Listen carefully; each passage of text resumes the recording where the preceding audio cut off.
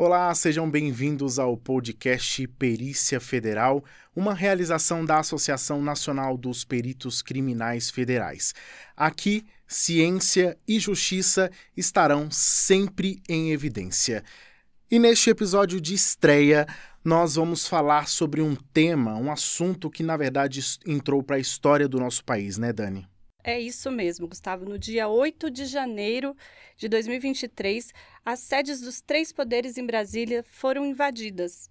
E por se tratarem de prédios federais, a Polícia Federal atuou desde os primeiros momentos nas investigações, sendo imprescindível a ação da Perícia Criminal Federal para a materialização dos fatos. Ou seja, para realizar a perícia dos locais, desde entender a dinâmica dos crimes até identificar os responsáveis por esses ataques. E para conversar sobre todo o trabalho feito pelos peritos criminais federais, nós recebemos aqui no nosso podcast o perito criminal federal Carlos Eduardo Palhares, que é o atual diretor do Instituto Nacional de Criminalística da Polícia Federal, e a perita criminal federal Ana Paula Vieira de Castro. Ambos atuaram na perícia desse caso emblemático do 8 de janeiro e vão contar um pouquinho para a gente aqui como foi a experiência deles nesse caso. Sejam muito bem-vindos, é um prazer recebê-los aqui no nosso podcast.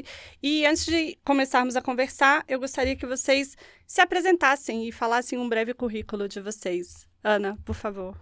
Eu sou Ana, sou perita desde o finalzinho de 2007, sou bióloga com bacharelado em genética e fiquei 6 anos e meio lotado no Espírito Santo, foi minha primeira lotação e está fazendo 9 anos que eu estou no laboratório de genética forense. Eu sou Carlos Palhares, sou perito também federal, atualmente estou como diretor do Instituto Nacional de Criminalística. Minha formação original é odontologia, entrei no concurso de 2004. Quando eu entrei, eu já estava finalizando meu mestrado em Ciências da Saúde. Depois eu fiz doutorado em Medicina Legal, Patologia, com uma linha de pesquisa mais voltada para a Antropologia Forense, que é o meu tema, é um dos temas que eu mais trabalhei e estudei na minha carreira. Sou especialista em Odontologia Legal e especialista também em Antropologia e Direitos Humanos. E contem pra gente, onde que vocês estavam no 8 de janeiro, quando começaram a aparecer as notícias de que possivelmente tinha um pessoal invadindo os prédios ali na esplanada dos ministérios. Palhares. Eu estava em casa quando eu recebi uma ligação do Roberto, que é o diretor técnico-científico. Eu ainda não tinha assumido formalmente a direção, mas a gente já vinha desde dezembro trabalhando como uma dupla, uma equipe.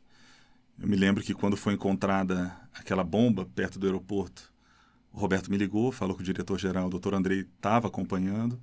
O nosso grupo de bombas explosivas estava acompanhando também naquele episódio, e a gente já vinha atuando como DTEC, ele, diretor técnico-científico, e eu como diretor do Instituto Nacional de Criminalística.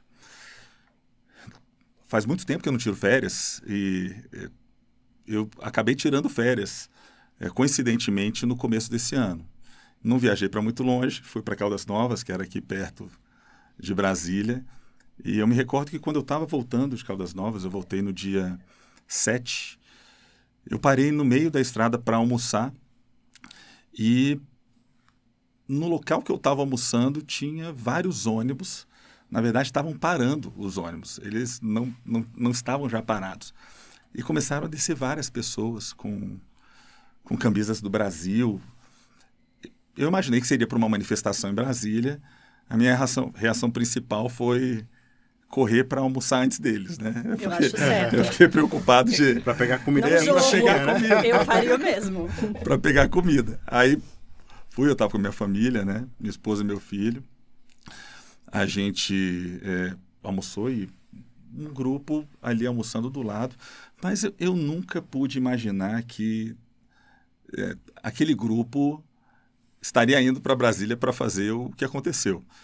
Brasília é um local que normalmente tem manifestações de diversos tipos, mas era assim, inimaginável para mim o que aconteceu. E aí, quando cheguei, passei de sábado para domingo. No domingo à tarde eu recebo a ligação do Roberto, perguntando se eu estava acompanhando o noticiário. Eu falei, não estou acompanhando.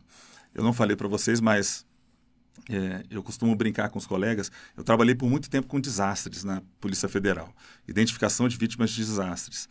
E normalmente quando cai um avião, quando rompe uma barragem, quando acontece alguma coisa ruim, que morrem várias pessoas, acabam ligando para mim para eu apoiar naquela resposta. E aí eu tinha tirado as minhas primeiras férias, né, tranquilo, achei que nada tinha acontecido, quando o Roberto, que é o diretor técnico científico, entrou em contato para perguntar o que estava acontecendo. Eu já veio na minha cabeça as várias vezes que eu fui acionado, liguei a televisão e vi aquela multidão já no Congresso Nacional.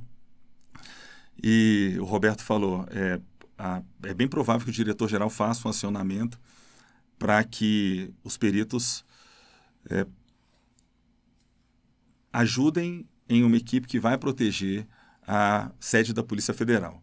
Algum tempo antes, tinha havido uma invasão, uma tentativa de invasão à sede da Polícia Federal, teve uma quebradeira em Brasília, próximo da NASA Norte, né? Quem está ouvindo aqui não conhece muito bem Brasília às vezes, mas a Polícia Federal fica na Asa Norte. É próximo da Esplanada, né? Próximo da Esplanada. E houve uma preocupação muito grande de ter uma nova tentativa de invasão. Então, no primeiro momento, a gente via que estavam invadindo ou tentando invadir o Congresso, e a preocupação era de invadir a Polícia Federal. Vi um pouco na televisão, passou um tempo, ele me ligou e falou que já tinham invadido o Palácio do Planalto e que a Polícia Federal seria acionada para apoiar.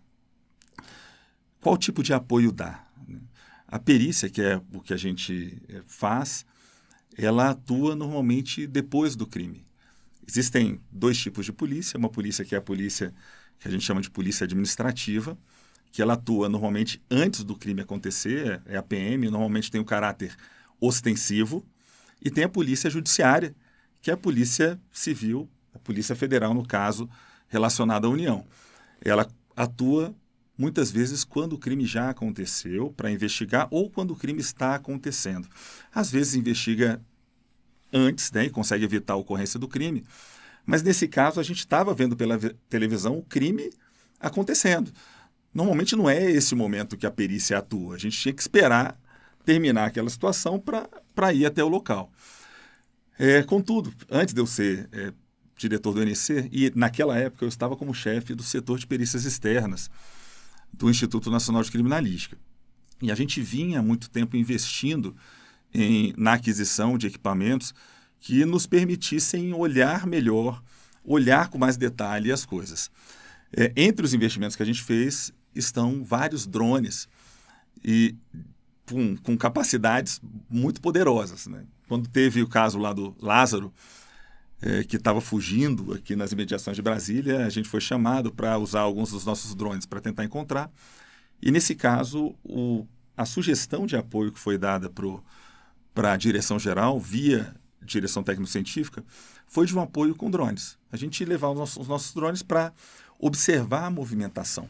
Mesmo sendo ali no final da tarde, eu imaginava que a gente teria condição de documentar bem e depois a gente atuar com o que normalmente a perícia faz, que é entendendo o que foi feito de crime, como foi feito e quem praticou aquilo ali, né? O crime ter acontecido a gente chama de materialidade, como foi feito a gente chama de dinâmica e quem praticou a gente chama de autoria. Então, com os drones, eu já pensava em a gente antecipar algumas coisas. O nosso apoio foi aceito, mas as coisas evoluíram muito rápido. E a gente estava pensando em usar drones e no momento logo posterior a gente foi acionado para fazer a perícia da invasão, primeiro do Palácio do Planalto, depois do STF e depois da Câmara e Senado.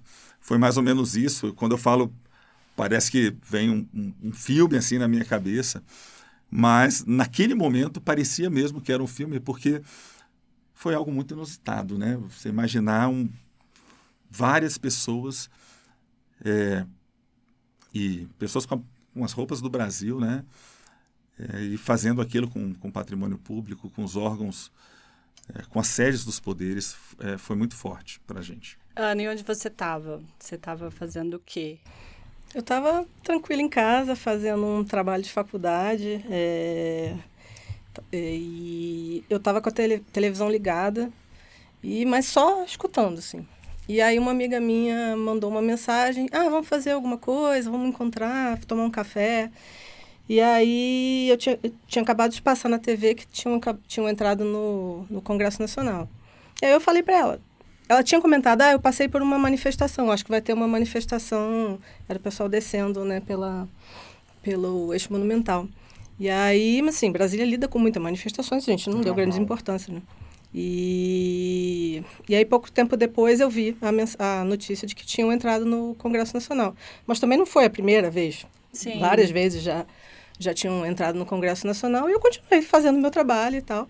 E parei de prestar atenção na TV. E, de repente, via o pronunciamento do presidente declarando a intervenção federal, né? E no nosso grupo de WhatsApp lá do Laboratório de Genética Forense, o colega Rafael já tinha mandado uma mensagem por volta de umas 4 e pouco, perguntando se já tinha tido algum acionamento. Depois, às 5, quando teve a intervenção, ele perguntou de novo. E aí eu já mandei mensagem lá pro Cosentino, que é o nosso chefe substituto, e é para ir para a NC. E aí eu fui, me arrumei e fui.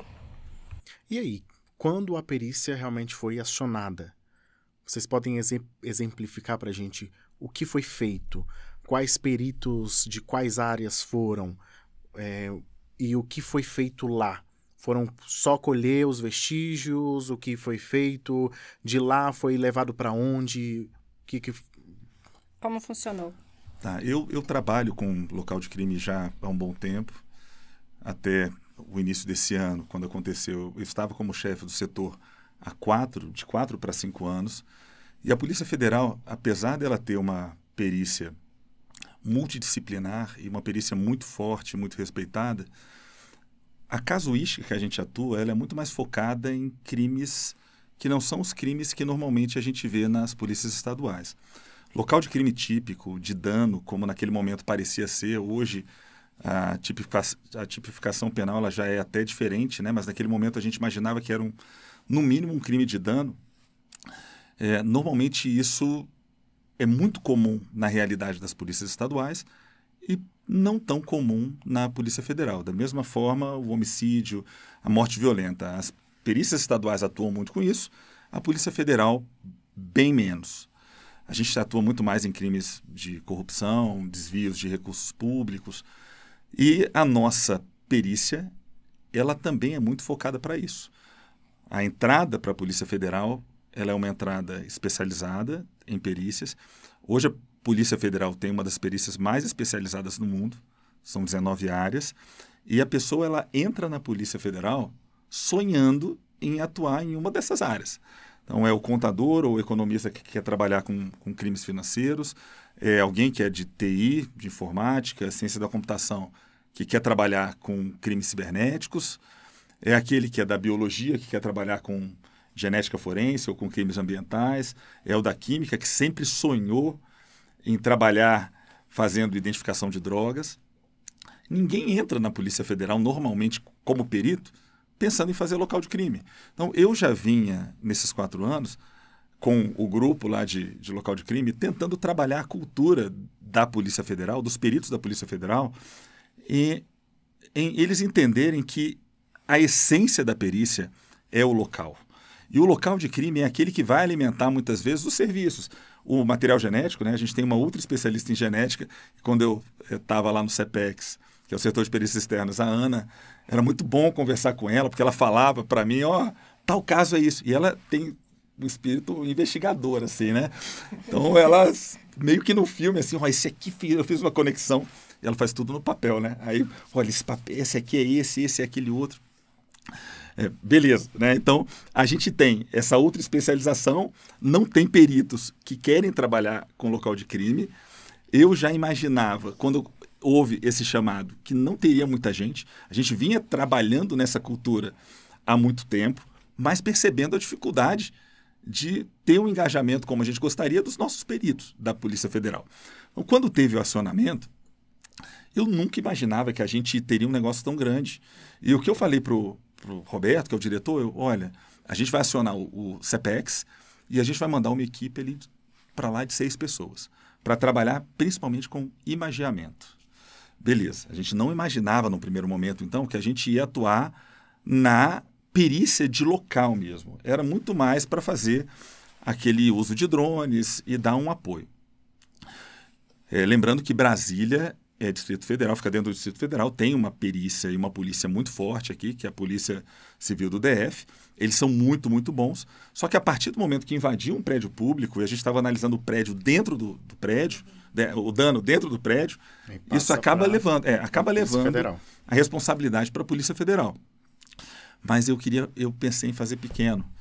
E foi uma grande surpresa que, do mesmo jeito que a Ana conta aqui, que recebeu o acionamento lá no grupo de genética, vários outros peritos receberam acionamentos em outros grupos. Uhum.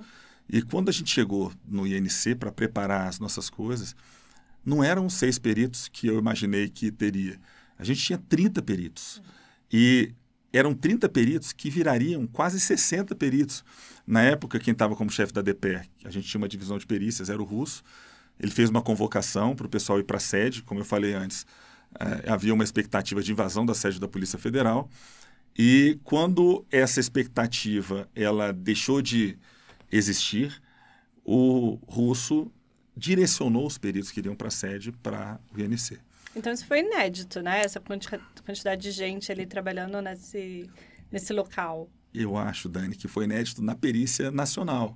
Não tem eu acho que nunca teve um local de crime que abrigou 60 peritos, eram 55 peritos, simultaneamente trabalhando de forma coordenada.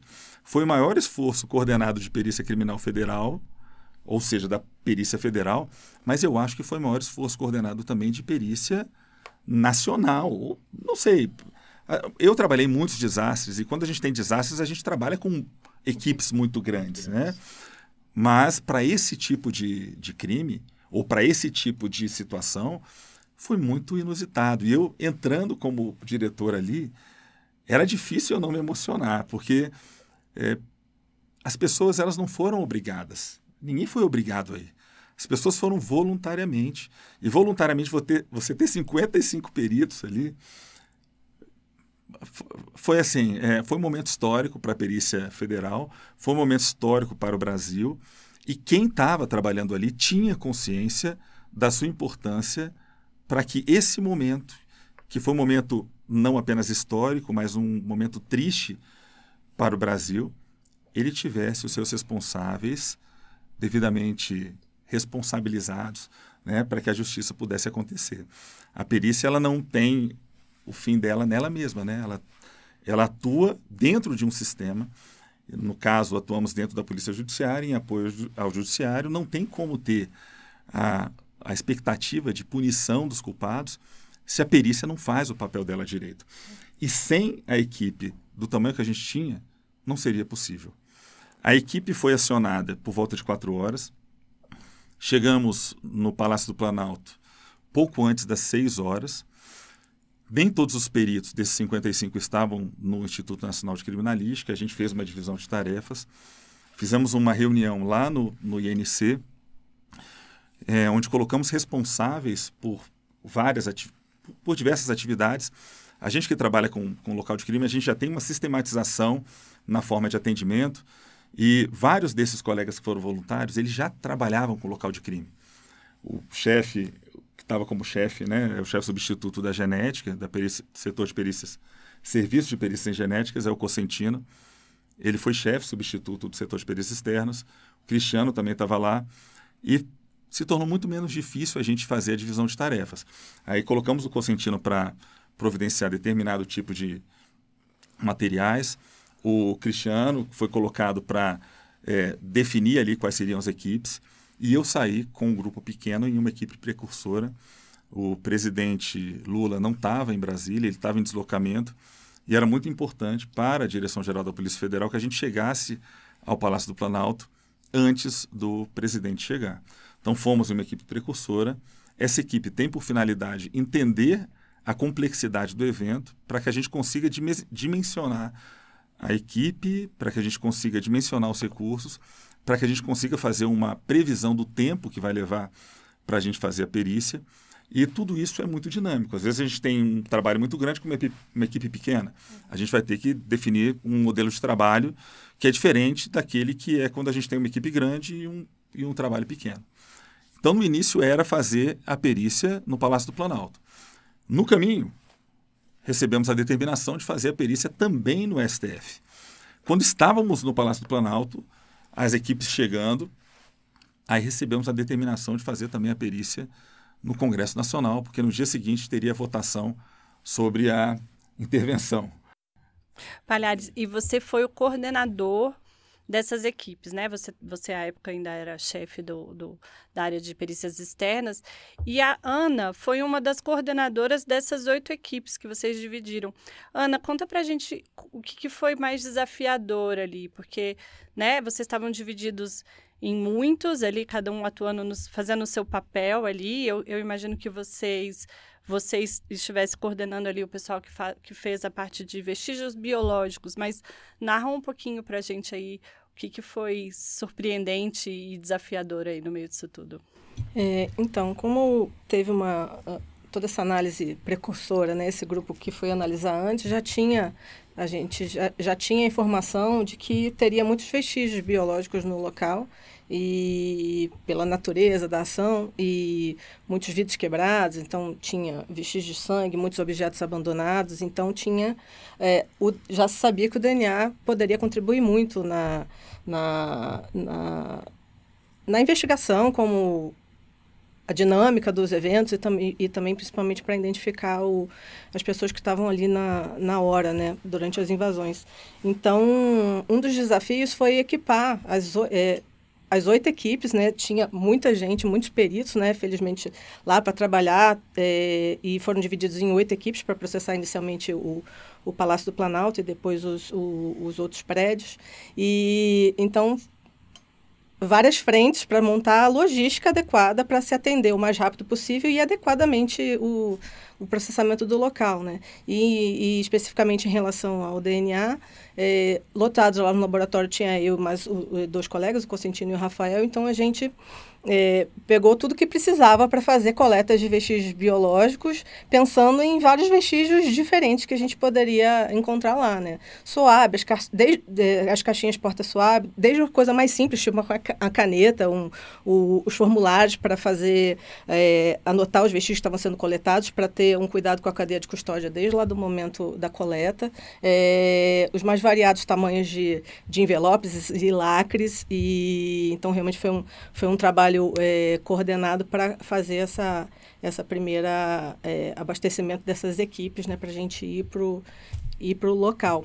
E como o vestígio biológico para fazer o exame de DNA é um vestígio que precisa de um cuidado extra, né, para a gente evitar de contaminar aquele vestígio com o nosso próprio DNA até. Então, cada equipe tinha um coordenador com experiência, ou lotado no serviço de perícia genética forense, ou que já tinha sido lotado, ou que tivesse experiência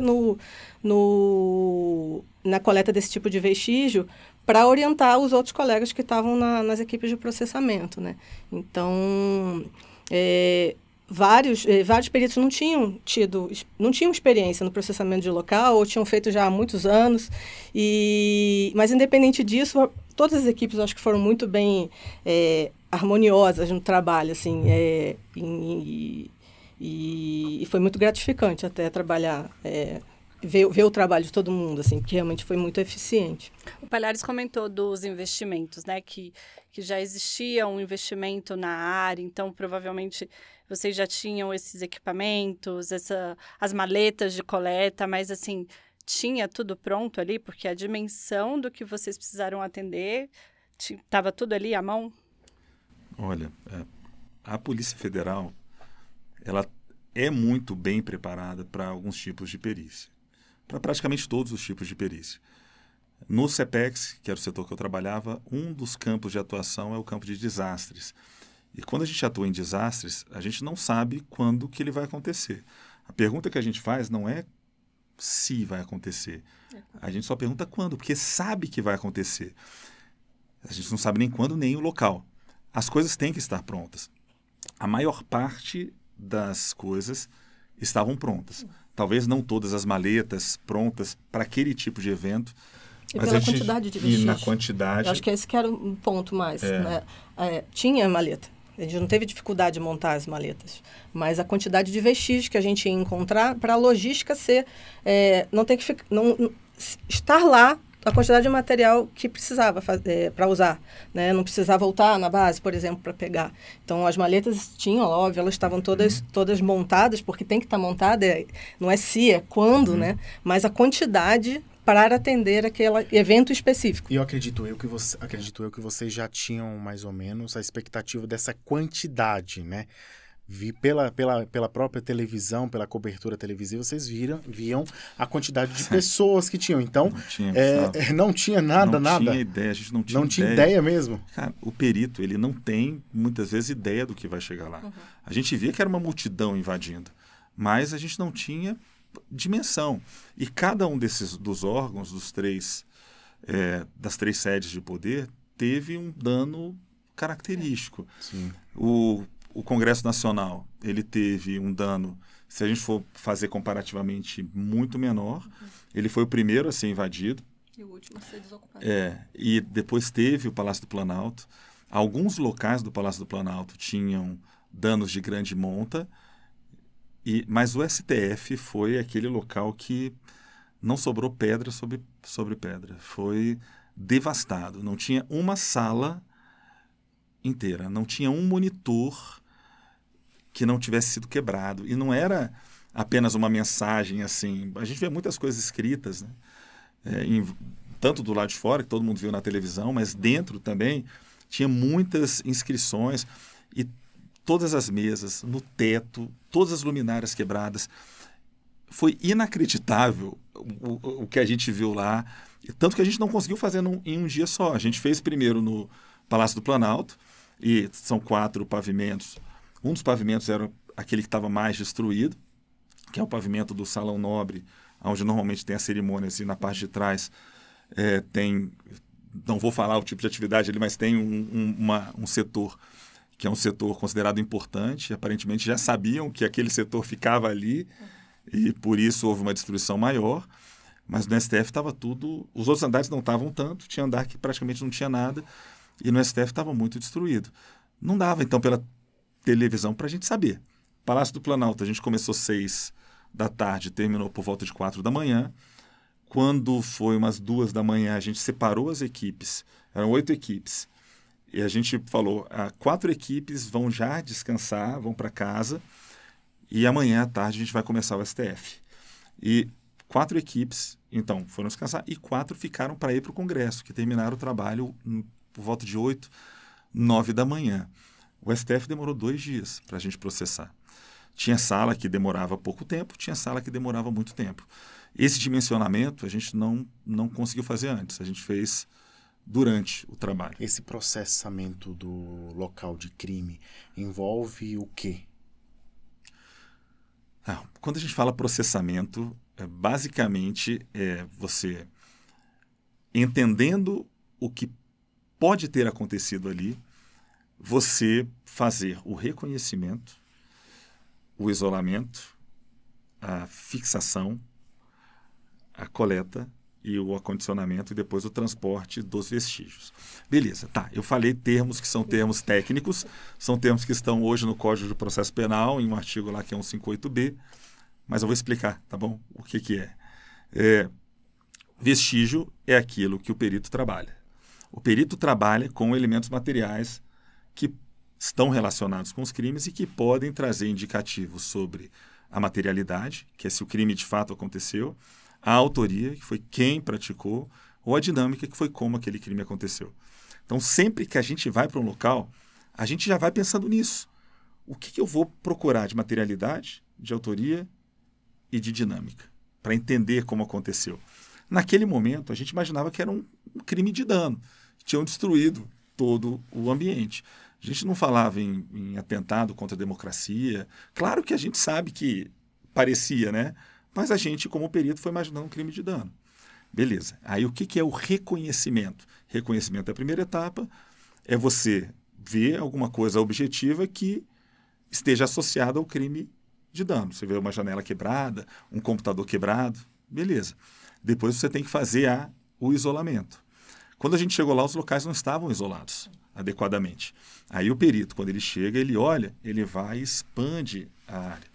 E foi muito interessante que o próprio presidente, quando ele foi lá, ele fez uma visita guiada ao local. É o local de trabalho dele, mas ele respeitou a atividade dos peritos. E foi um momento de muita comoção, a gente via ali a comoção em todos que estavam visitando, mas todos seguiram uma mesma linha para a gente minimizar a contaminação do local. Porque a gente quer tentar extrair daquele local os vestígios ou os elementos materiais relacionados à atividade daquele grupo que praticou aquele ato.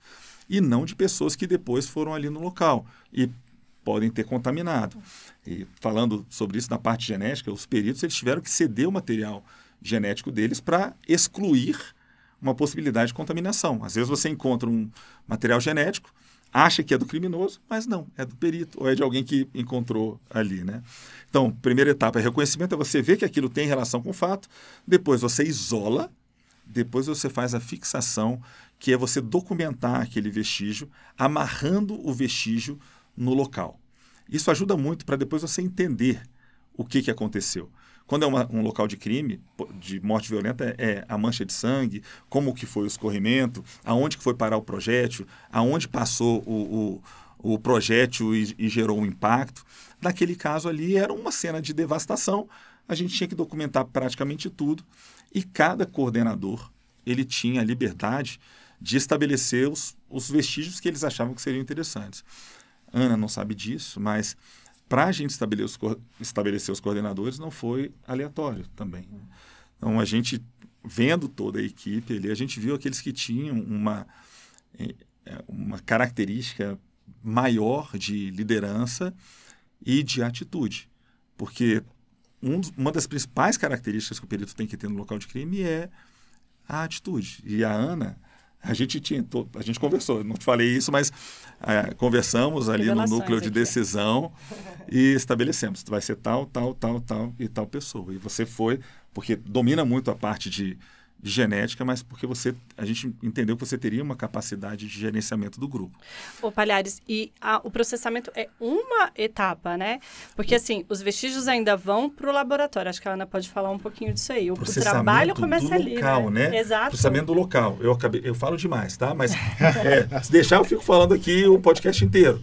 Mas depois que você documenta, você coleta, acondiciona e depois manda para o laboratório. Isso. Aí começa uma outra etapa da criminalística.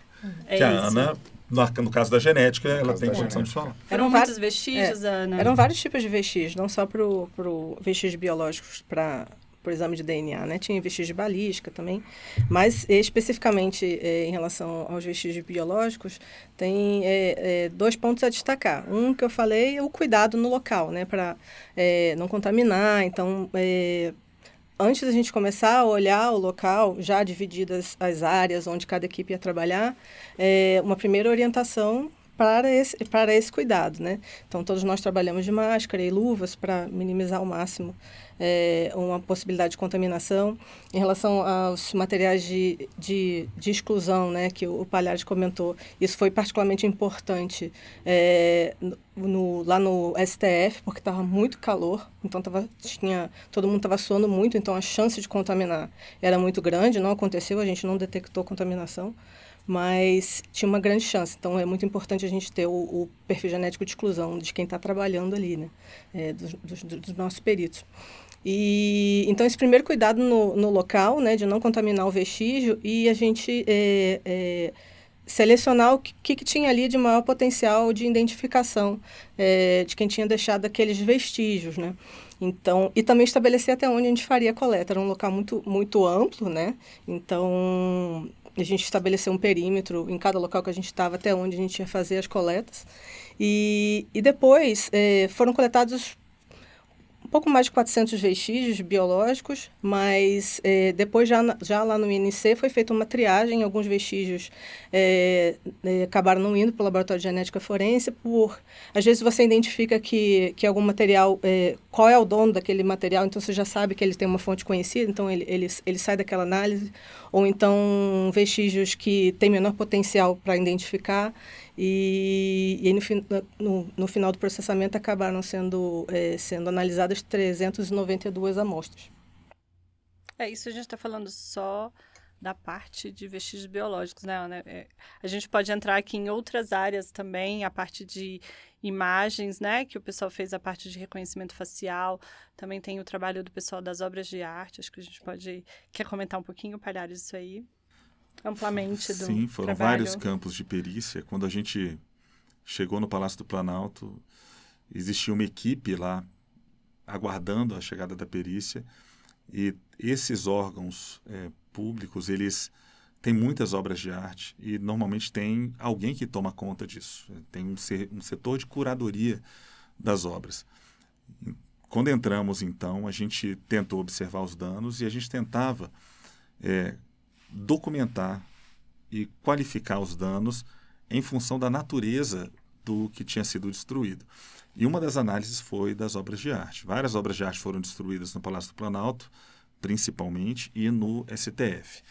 No Congresso, um pouco menos. Não é um tipo de atividade pericial típica. Se a gente for ver as áreas de perícia da Polícia Federal, não tem um tipo de análise de obras de arte, de patrimônio cultural. É algo que a gente tem que construir. Dentro da Polícia Federal, da perícia da Polícia Federal, a gente tem um grupo em um projeto chamado Projeto Goya, que trabalha com valoração e quantificação de danos em obras de arte. Esse grupo foi acionado, não são peritos apenas de Brasília, são peritos de outros locais do Brasil. Eles foram recrutados. No primeiro momento, a gente isolou o local, fez a documentação, mas no segundo momento, e que foi logo depois, no dia seguinte, nos dias subsequentes, essa equipe já entrou em ação para entender o que de fato tinha sido destruído. E não é apenas o valor material, mas é o valor histórico também. Você pode ver uma cadeira, aquela cadeira, do ponto de vista material, ela não tem tanto valor, mas se ela foi doada por um rei, se ali sentou tal e tal pessoa, ela tem um valor diferente. Então, patrimônio cultural histórico foi um dos setores, mas a gente teve perícia em genética, perícia em local, que foi aquela que atuou no primeiro momento. Tivemos perícia em imagens, e foi muito importante, não apenas para fazer a identificação de quem praticou os atos, e isso é uma atividade pericial também, tanto na parte de reconhecimento, e a gente tem que diferenciar dois processos. Um é o reconhecimento facial, o outro é a comparação facial. Reconhecimento facial é você utilizar algum tipo de sistema em que o sistema te ajuda a falar quem é aquela pessoa. Um perito do Instituto Nacional de Criminalística desenvolveu ele mesmo um sistema cuja performance é melhor do que sistemas comerciais, que custam dezenas de milhões de reais. E esse sistema foi utilizado para fazer o reconhecimento facial daquelas pessoas que entraram nos locais. Posteriormente a esse exame de reconhecimento, que traz um indicativo, a gente faz um exame de comparação facial, que é o exame em que você fala que tal pessoa que está no vídeo é tal pessoa no mundo real. Além disso, com as imagens, a gente fez a análise de conteúdo, que é entender o que cada um daqueles que aparece ali está fazendo. Então, houve furto, houve dano. Posteriormente, falaram que pessoas que faziam parte da equipe do Palácio do Planalto ou outros grupos estiveram lá no local. O que cada um desses fez? A perícia também é responsável por falar sobre isso. No dia seguinte, várias pessoas foram presas nos acampamentos. No mesmo dia, várias pessoas foram presas dentro dos órgãos públicos. Essas pessoas elas tiveram seus celulares recolhidos. Quem analisa esses celulares é a perícia. E a perícia, que tem por finalidade da materialidade, é aquela que fala: dentro desse celular foi encontrada uma mensagem assim, uma fotografia de tal pessoa dentro do Palácio do Planalto. Então a pessoa pode falar: não estive lá, mas você pega dentro do celular dela a fotografia dela, o georreferenciamento dela naquele local.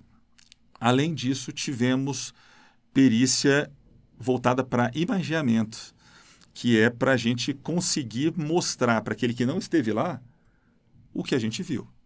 Só a gente que esteve lá tem a real dimensão da destruição, da barbárie que foi aquilo.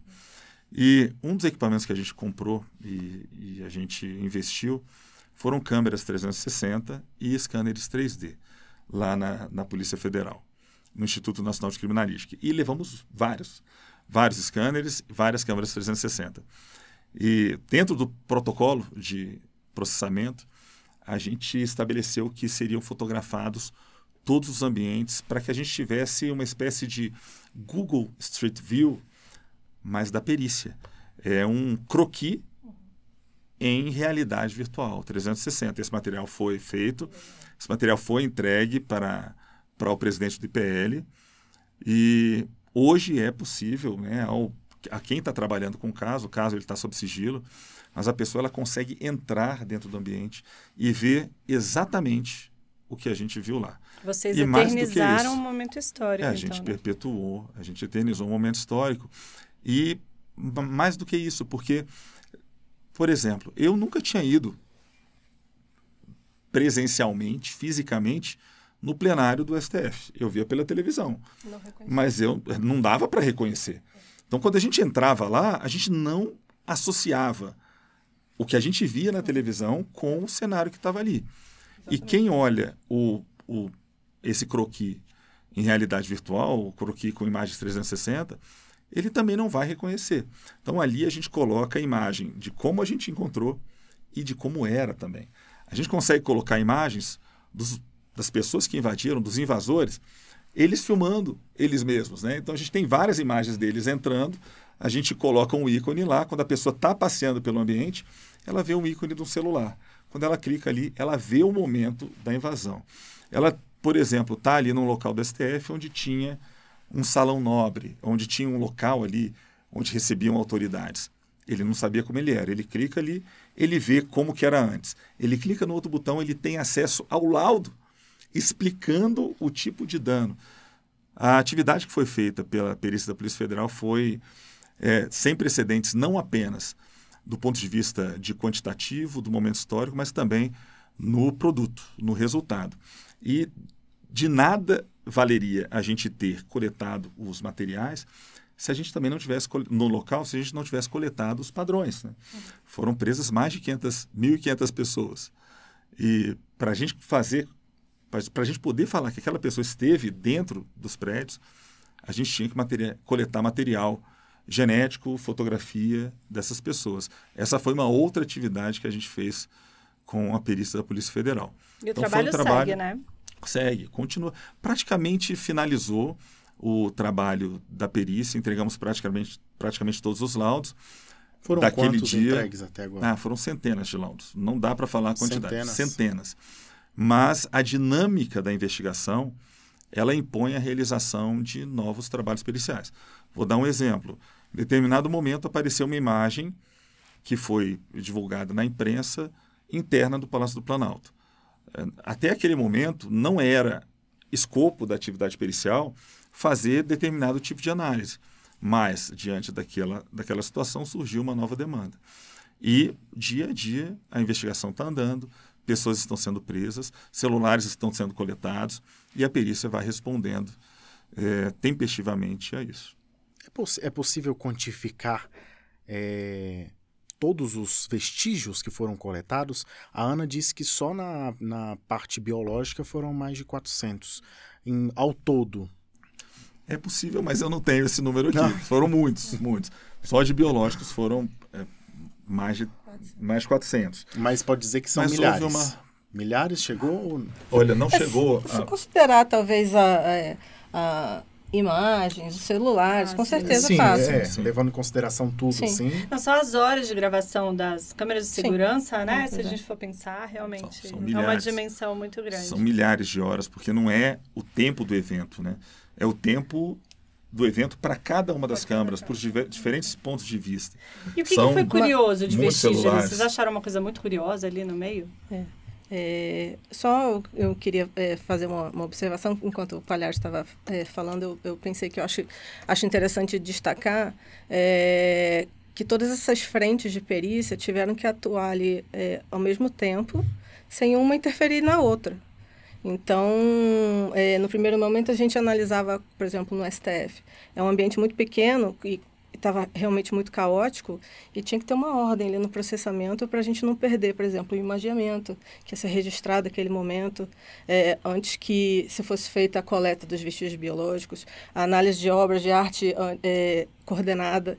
Então, primeiro a gente fez uma análise do prédio,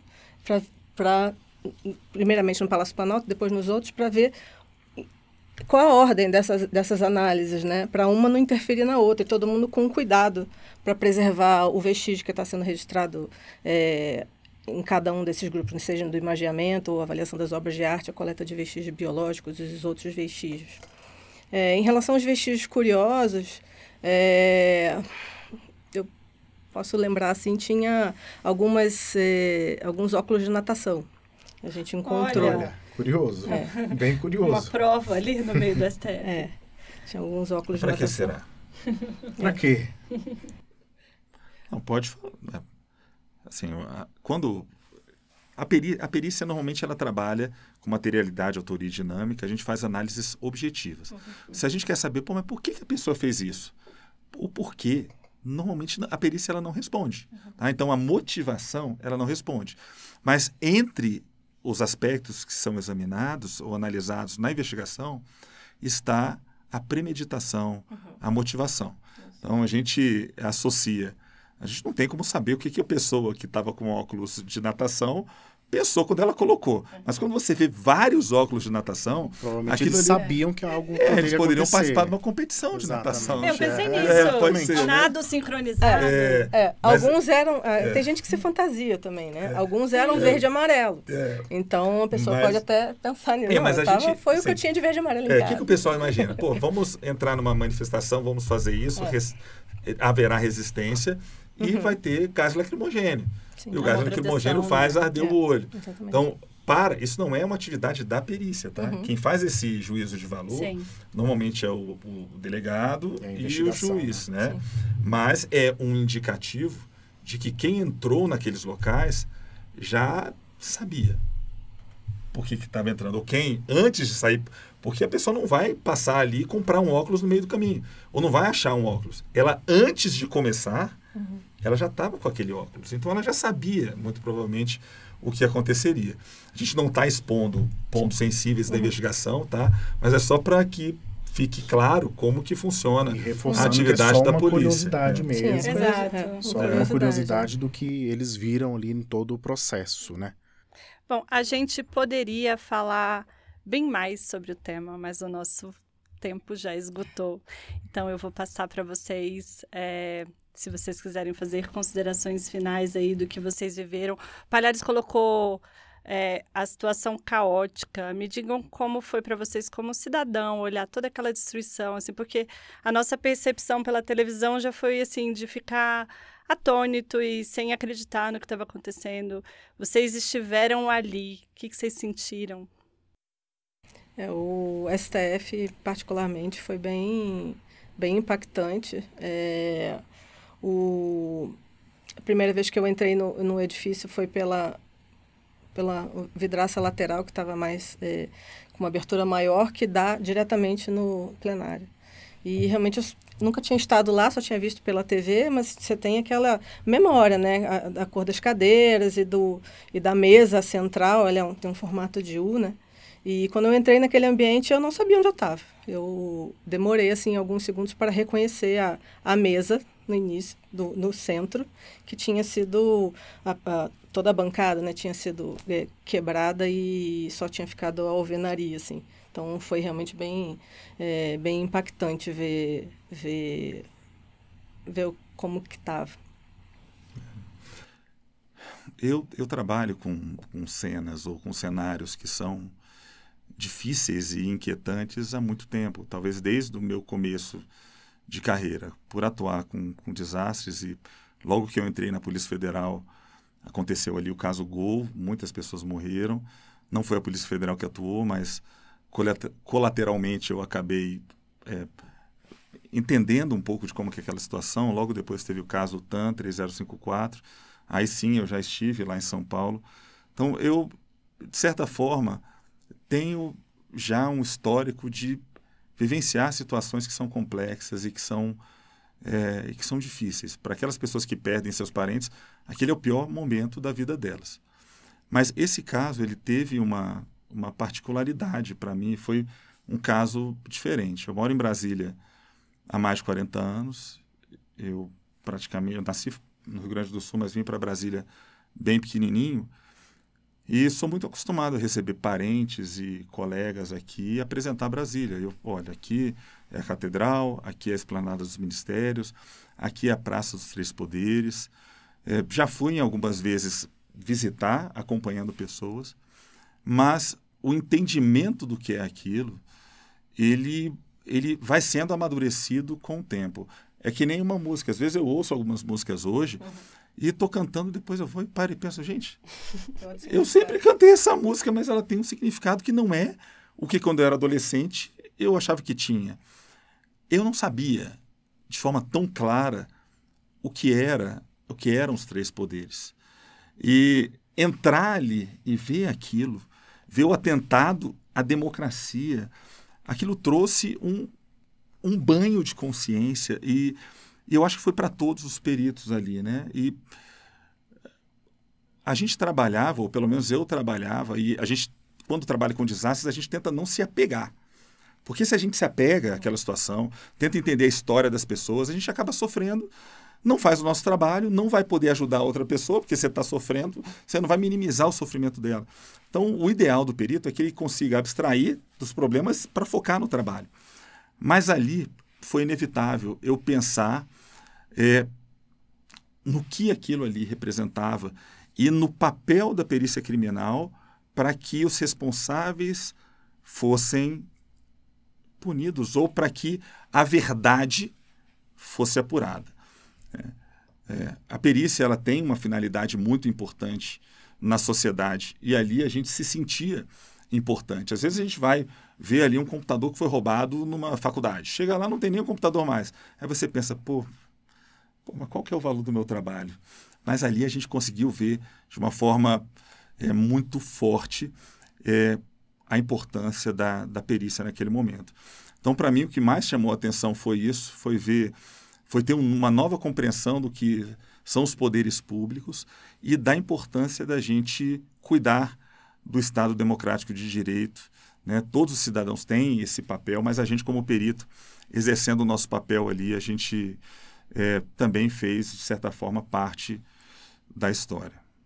Eu acho que, como o Palhares falou, né, eu acho que esse caso reforça mais uma vez a importância da perícia para materializar os fatos e, na verdade, apontar a verdade, doa quem doer, né? E é isso, né, Dani? Esse foi o nosso episódio de estreia do podcast Perícia Federal. Não deixem de seguir a PCF nas redes sociais. Curta, compartilhe esse episódio do podcast. Siga-nos no seu tocador de podcast preferido. Agradeço a presença de vocês. Eu sou Daniele Ramos, este é Gustavo Azevedo e os trabalhos técnicos são de Fábio Batista. Obrigado, Obrigada. pessoal. Tchau, tchau. Até a próxima.